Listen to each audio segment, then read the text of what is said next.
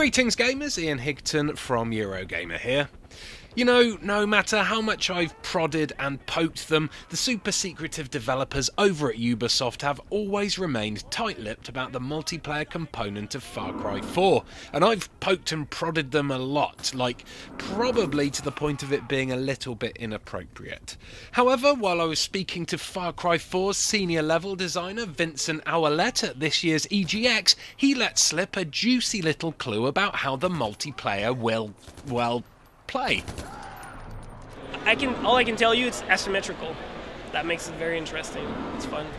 So, asymmetrical multiplayer, eh? What does that actually mean?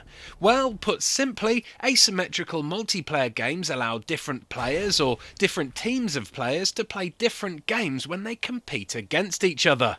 A good example of basic asymmetrical gameplay would be Evolve, where players form two teams, four playing in first-person view as the hunters, while the fifth plays as the monster in third person. Both teams have different play styles and different objectives, unlike the traditional type of multiplayer, which generally pits similarly matched teams against one another in a bid to complete the same mission goals. Never ones to use the same trick only once, Ubisoft already have a whole host of titles which include asymmetrical multiplayer. An early and classic example of this would be the Spies vs Mercenaries multiplayer mode in the Splinter Cell's Pandora Tomorrow and Chaos Theory, where each team had different gadgets and playstyles. For instance, the Spies could climb poles, fences and rails and could only kill mercenaries by using a stealthy approach. Mercenaries, on the other hand, couldn't climb for toffee and were armed to the teeth with lethal weaponry. If you missed out on it the first time round but think that sounds fun, then you'd be right. It was freaking awesome. And you can give the reimagined Spies vs Mercs multiplayer a go in last year's instalment, Splinter Cell Blacklist. More recent examples of Ubisoft's asymmetrical gameplay have emerged thanks to the introduction of smartphones, tablets and the Wii U gamepad. Zombie U's multiplayer mode had one player playing in an FPS perspective using a Pro controller, while the other player, who acts as a zombie master, used the Wii U gamepad in the style of a real-time strategy game, placing zombies onto the game map in a bid to stop the human survivor stealing flags. So, both players were playing radically different game types while competing against each other in the same game. In Watch Dogs, Ubisoft introduced multi-platform asymmetry. Here the console player could be hacked by another player on a smartphone or tablet, and then tasked to complete a challenge, most commonly a point-to-point race where the console player has to reach a certain location in a set time. The app user then uses a top-down map of the game world in an RTS manner to hack traffic lights, barriers, or to set police onto the console player, all in a bid to stop them from reaching their goal. So what could all this mean for Far Cry 4?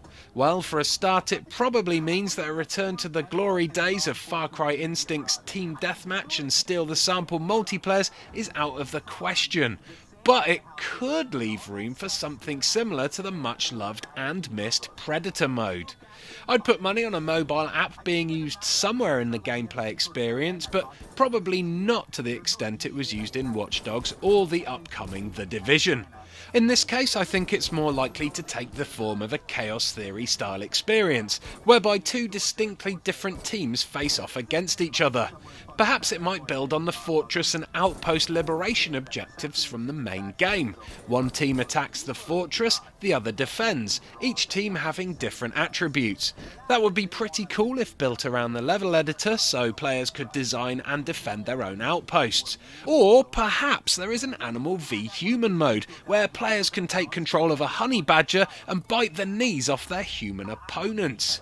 These are all wild guesses at the moment, but the asymmetrical nature of the multiplayer definitely gives us something to think about.